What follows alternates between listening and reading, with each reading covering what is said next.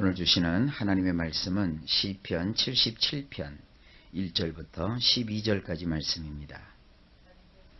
할렐루야. 시편 77편은 하나님이 일하시는 것이 생활 속에 느껴지지 않고 실감나지 않고 그래서 절망과 좌절감이 찾아들 때 드렸던 그런 시편입니다. 시편 77편을 보게 되면 자주 이런 그 고민과 고통을 가지고 있는 분들이 많다라는 생각을 가지게 됩니다. 여러분도 시편 77편을 통하여서 이 세상을 살면서 때로는 이해가 되지 않는 하나님의 섭리, 또 때로는 이해가 되지 않는 어떤 그 상황, 그런 것을 대할 때 시편 77편의 말씀에서 주시는 교훈을 기억하셨다가 마음의 위로를 받으시고 또 확신 가운데 신앙에 승리하실 수 있기를 축복합니다. 1절을 보면 내가 내 음성으로 하나님께 부르짖으리니 하나님께 내 음성으로 부르짖으면 내게 귀를 기울이시리로다. 원문은 이렇게 되어 있습니다. 나의 음성으로 엘로힘께 내가 도움을 청하기 위해서 부르짖었나이다. 나의 음성으로 엘로힘을 향하였더니 그분이 나에게 귀를 기울여 들으시는도다. 자, 우리가 하나님 앞에 인생을 살다 보면 도움을 청하기 위해서 막 부르짖어야 될 때가 있습니다. 그런데 그 나의 음성으로 하나님을 향하였더니 하나님께서 나에게 귀를 기울여 주셨다라고 고백을 합니다. 이건 진리입니다. 부르짖음에도 여러 종류가 있습니다. 괴로워서 막 부르짖는 그 부르짖음도 있지만 성경에서 특별히 시편에서는 어떤 부르짖음을 소개하고 있느냐, 하나님을 향하여 도와달라며 막 부르짖는 그 애절한 마음을 이 부르짖음으로 표현하고 있습니다.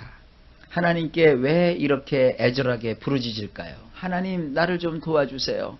하나님이여, 나를 외면하지 말아주세요. 나를 좀 제발 좀 살펴주세요. 도대체 무슨 일 때문에 이 시편 기자가 이렇게 하나님 앞에 부르짖을까요? 그랬더니 결국 하나님께서 그의 기도를 들으셨다는 것이에요. 그의 부르짖는 소리를 하나님이 외면하지 아니하시고 그의 부르짖는 간구와 그 부르짖는 소리를 하나님이 들으셨다는 겁니다. 자, 그런 파란만장한 내용을 담고 있는 그 말씀을 2절부터 우리가 대할 수 있습니다.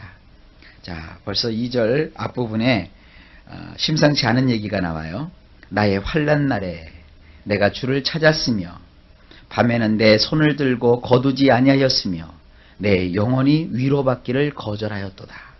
여기 다 지금 부정적인 얘기만 나오죠. 환난 날, 밤에, 그리고 거절함. 원문으로 보면 더 실감이 납니다. 나의 비통한 날에 나는 주님을 세심하게 찾았도다. 나의 손을 밤에 쏟아놓기를 멈추지 않았도다. 나의 내패시는 숨 한 번도 깊이 쉬어보지 못하였구나. 자, 여기 보세요. 나의 비통한 날에, 그 비통한 그 인생의 날을 지금 겪었다는 거예요. 그 비통함이 있기 때문에 어떤 일을 했느냐 하면 주님을 세심하게 찾았대요. 그러니까 이게 뭐냐면 하나님은 항상 우리와 함께 하시기 때문에 이렇게 보면 되거든요. 그럼 항상 하나님이 앞에 계신데 지금 하나님이 안 보이는 거예요. 인생의 비참한 일을 경험하니까 아무리 보려고 해도 하나님이 안 보이는 거예요. 그래서 자세하게 지금 하나님을 찾는 거예요. 하나님이 안 보여요. 그리고 나의 손을 이 밤을 맞이해서 나의 손을 쏟아놓았다고 그랬어요. 이 손이라고 하는 것은 여러 가지 의미가 있는데 여기서는 이제 힘, 기력 이런 걸 뜻할 때 손이라는 말이 나오거든요. 그러니까 나의 힘을 밤에 다 쏟아놓았다는 거예요. 그 힘을 쏟아놓기 시작했는데 멈추지 않았다는 것이죠. 인생의 밤이라고 하는 것은 고난, 고통, 오늘 이 본문의 표현을 보면은 비통함, 이런 것이 나에게 찾아왔어요. 밤에 잠을 자야 되잖아요. 근데 밤에 용을 쓰는 거죠. 힘을 다 쓰는 거죠. 밤중에 그 괴로워서 이리 뒤척 저리 뒤척 하는 것이죠. 그걸 한자 용어로는 전전반측을 하는 거예요. 이렇게 굴르고 저렇게 굴르고 온 힘을 다 쏟아놔도 이게 그치질 않는 거예요. 그리고 밤중에 나의 내패신은 숨 한 번도 깊이 쉬어보지 못하였구나. 그래도 이게 조금 한숨을 돌려야 되는데 한숨 돌릴 기력도 없는 거예요. 그렇게 지금 뭔가 괴로운 일이 찾아온 거예요. 자, 3절을 봅니다. 내가 하나님을 생각하고 불안하여 근심하니 내 심령이 상하도다. 원문은 엘로힘을 기억하며 나는 크게 부르짖었도다. 나는 탄식하였으며 기력이 다하여 호흡조차 힘들구나. 차라리 그냥 하나님이 없이 나 혼자 겪는 일이라면 아이고 이놈의 팔자, 아유 이놈의 팔자, 팔자도 세지. 그리고 그냥 한탄하면 그만일 텐데 하나님을 기억하니까 더 괴로운 거예요. 하나님은 어떤 분이세요?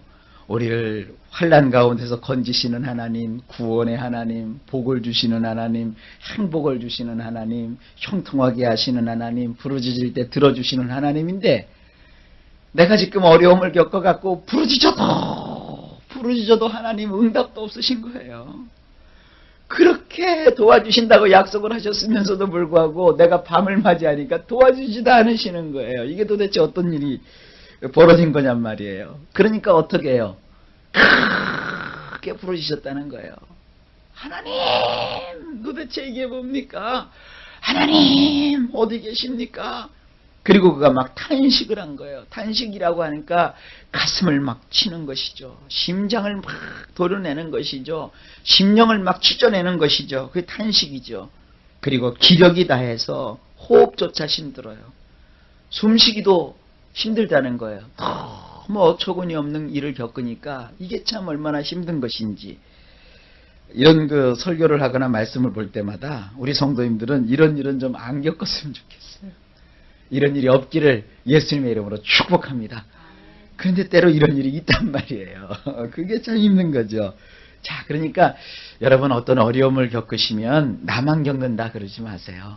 이미 시편에 이렇게 하나님을 믿었던 사람들이 이런 과정을 다 겪었어요. 저는 이렇게 신앙생활 하면서 제일 싫은 사람들이 몇 사람들이 있어요. 어떤 사람이 싫으냐면 계산하는 사람. 난 참 싫어요.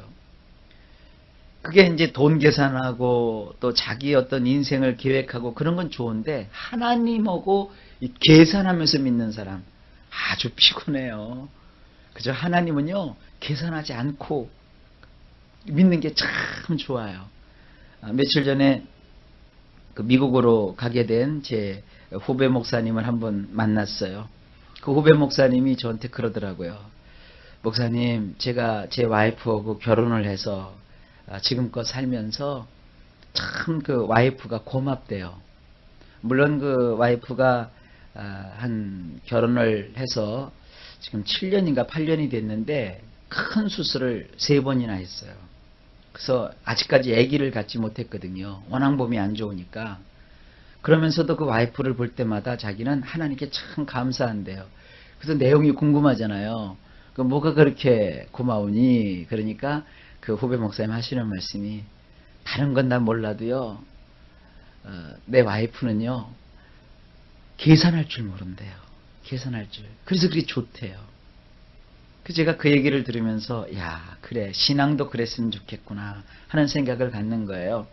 계산할 줄 모르니까 따지질 않지요. 계산할 줄 모르니까 이렇게 저렇게 요령을 피우지 않지요. 그저 남편 하나만 바라보고 그 여인이 그 남편을 사랑하면서 계속 같이 살아주는 거예요. 하나님도 좀 그렇게 믿었으면 좋겠어요. 기도의 응답을 해주시든 안 해주시든 나의 인생 가운데 복을 주시든 안 주시든 그런 거 따지지 않고 그저 나를 위해서 예수님을 보내주셨고 십자가에서 피 흘려 죽으시고 부활하신 그 예수님의 은혜에 감사해서 평생 하나님만을 내가 섬기겠습니다. 다른 것은 보지 않겠습니다. 하고 이렇게 계산하지 않고 하나님만 의지한다면 얼마나 좋을까요? 여러분 꼭 그렇게 믿으셨으면 좋겠어요. 그렇게 되시기를 축복합니다. 4절을 보면 주께서 나로 눈을 붙이지 못하게 하시니 내가 괴로워 말할 수 없나이다. 그의 괴로움을 또 표현하지요. 원문은 이렇게 되어 있습니다.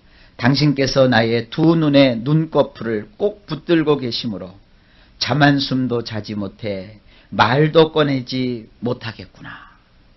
하나님께서 자기의 눈꺼풀을 이렇게 딱 붙잡아 놓으셨다는 거예요. 눈도 껌뻑껌뻑 못 거리겠다는 것이죠. 그래서 잠을 한잠도 자지도 못했고 잠을 못 잤으니까 말도 잘 떨어지지 않는다는 거예요. 5절입니다. 내가 옛날 곧 이전 해를 생각하여 싸우며, 원문은 나는 예전의 날들을 곧 아주 오래된 연도들을 생각하였나이다. 지나온 날들을 돌아본 거예요. 6절 밤에 한 나의 노래를 기억하여 마음에 묵상하며 심령이 궁구하기를. 자, 이건 원문으로 보셔야 이해가 됩니다. 원문은 이렇게 되어 있어요. 나는 기억하고 있나이다.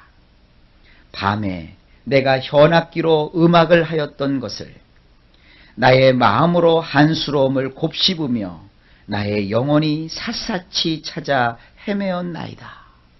그러니까 과거의 자기는 하나님을 생각하면서 또 그 하나님의 은혜에 감사하면서 악기를 이렇게 연주하며 하나님을 찬양했던 그와 같은 것을 기억을 하는 거예요.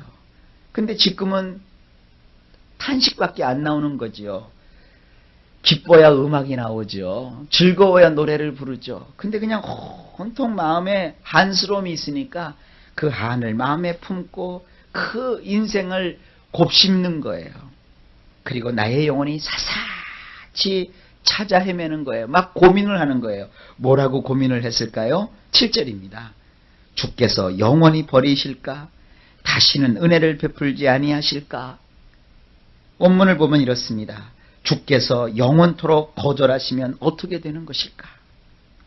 그분이 다시는 호의를 베풀어 주지 않으시면 어떻게 되는 것일까? 그러니까 하나님께서 이제 자기를 떠난 것 같다는 거예요.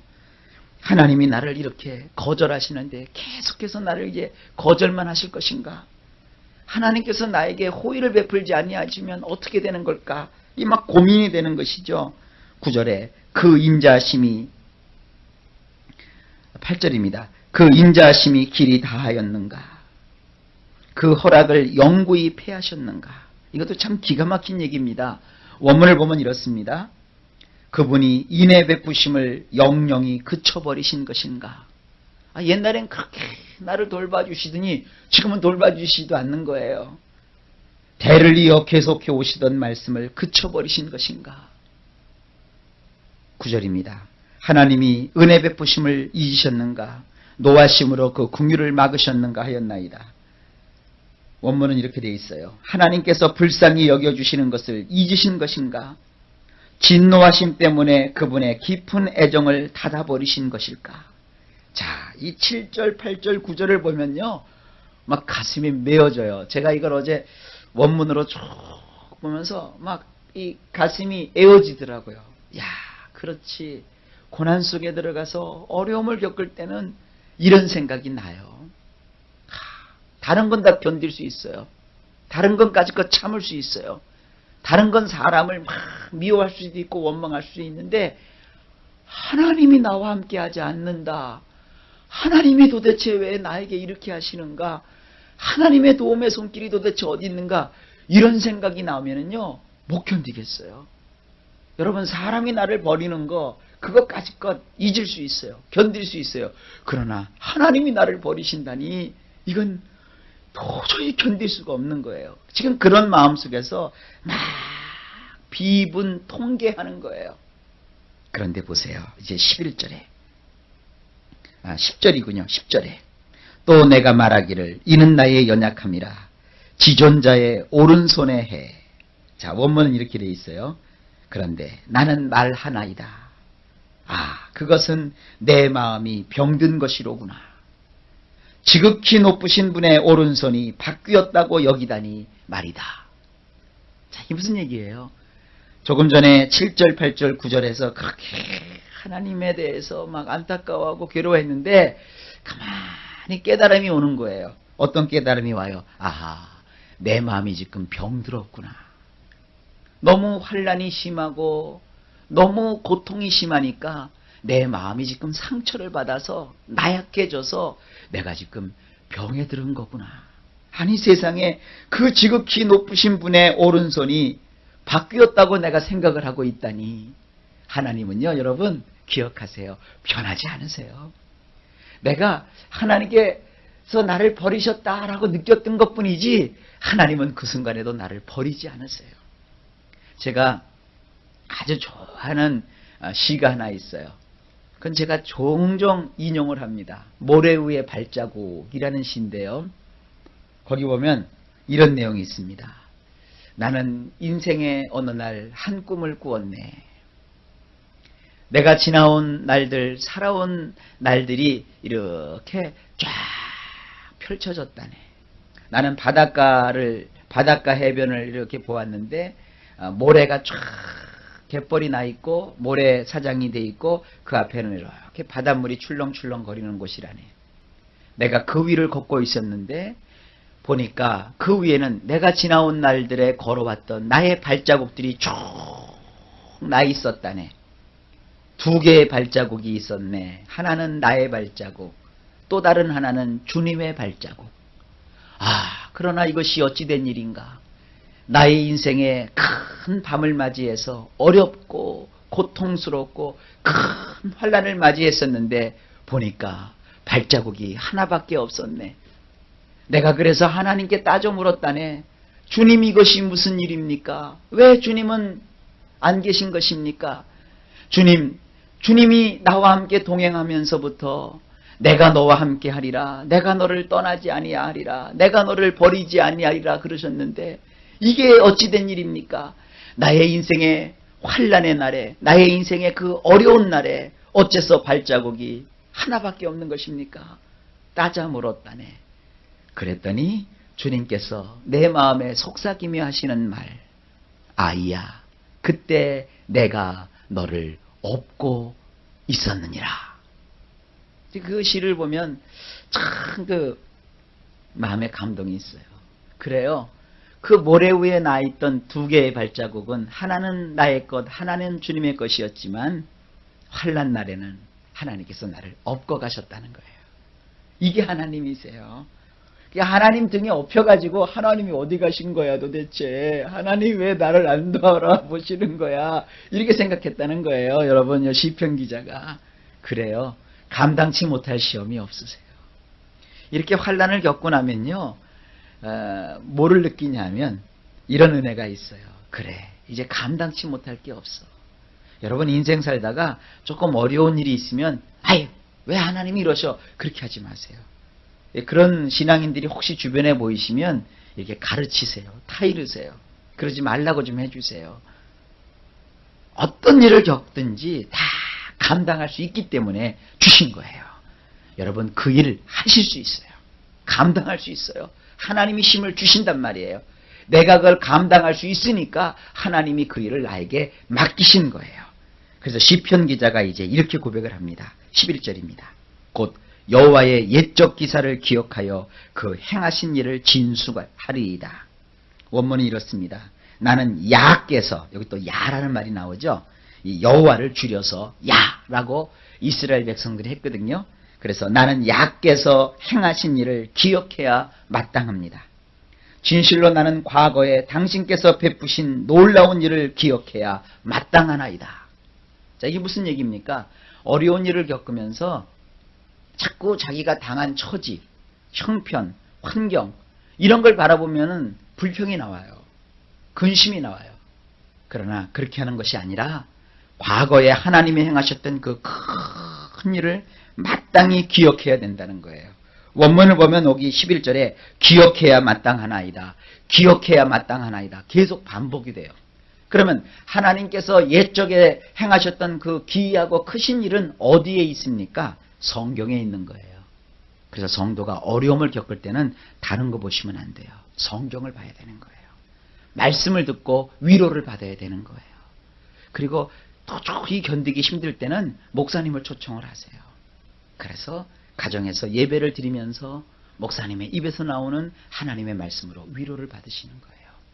여러분, 차후지간 하나님의 말씀을 기억하시면 거기서 인생의 승리하는 힘을 얻을 수가 있습니다. 너무 어려우면 어떤 땐 기도도 안 나올 때가 있어요. 기도도 막 힘들 때가 있어요. 하나님의 말씀을 기억하셔야 돼요. 마지막으로 12절. 또 주의 모든 일을 묵상하며 주의 행사를 깊이 생각하리이다. 원문은 이렇습니다. 나는 당신이 하시는 모든 일을 묵상했어야 했나이다. 당신의 행동들을 사색했어야 했나이다. 그래요. 맞아요. 이분이 자기 환경과 처지만 보다 보니까 마음에 좌절이 왔던 거예요. 그러나 기록된 말씀, 하나님이 하신 이 행적이 담겨져 있는 이 말씀을 묵상하고 이 말씀에 기록된 하나님의 행동을 생각하고 사색하고 그것을 기억했어야 되는 거예요. 그랬다면 그 어려움 속에서 그가 이길 수 있었다는 거예요. 그래서 여러분 혹시 인생에 정말 이해하기 힘든 일이 있으면 자꾸 이해하려고 하지 마세요. 그러면 더 골치 아파져요. 성경을 펼치시고 그냥 쭉 읽으세요. 아니면 목사님 테이프가 있으면 설교 테이프라도 좀 틀어놓고 계속 그 말씀 속에 여러분 들어가세요. 그러면 어느 순간에 하나님이 나를 위로해 주시고 감당할 수 있도록 해주시는 거예요. 예수를 믿는다는 거, 그것은 하나님과 동행하는 것입니다. 자, 이제 나머지 내일 13절부터 20절까지 하나님을 기억함으로 이제 하나님이 어떤 일을 나를 위해서 베풀어 주셨는지, 그 지나온 날들의 이스라엘 백성을 위해서 하나님이 행하신 그 일을 이 시편 기자가 보면서 위로를 받고 그 용기를 얻어서 그 어려움에서 벗어나는 이런 놀라운 축복의 말씀을 대할 수가 있습니다. 자, 오늘도 하나님께서 우리에게 은혜를 주시고 복을 주셔서 이 어렵고 환난 많은 세상에서 건져주시고 인도하여 주심으로 승리케 하실 줄로 믿습니다. 주님을 바라보는 믿음으로 끝까지 견디시고 이기시는 우리 모두가 되시기를 예수님의 이름으로 축복합니다.